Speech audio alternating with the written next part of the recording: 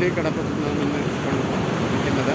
വേളിയിൽ നമ്മുടെ കണ്ടെയ്നറിൽ നിന്നും പിന്തള്ളപ്പെട്ട plastic pellets വേളിയിലും ധാരാളമുണ്ട്. ശംഖുമുഖം, അതുപോലെ വെട്ടുകാട്. ഇപ്പോൾ വേളിയിലാണ് നമ്മുടെ വർക്ക്ലെസ് മെഡിസിൻ്റെ ടീം എത്തിയിരിക്കുന്നത്. ഇവിടെ ധാരാളം നോഡ്യൂൾസ് ഉണ്ട്, പെല്ലറ്റ്സ് ഉണ്ട്.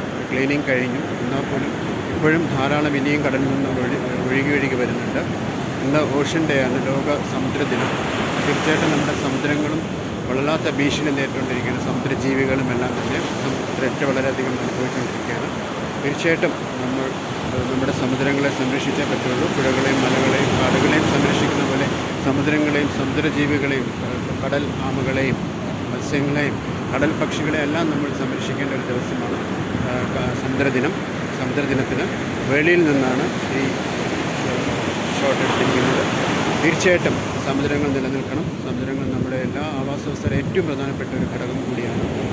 സമുദ്രം വേളിയിൽ നിന്നുള്ള ദൃശ്യം. Thank you. സി സുശാന്ത്. വർക്ക്ലെസിൻ്റെ സംഘങ്ങൾ ശ്രീ അജിത് ശംഖുമുഖവുമായി ഇത്തരം കാര്യങ്ങൾ ചർച്ച ചെയ്തുകൊണ്ടിരിക്കുകയാണ്. ഞണ്ട്, കണവ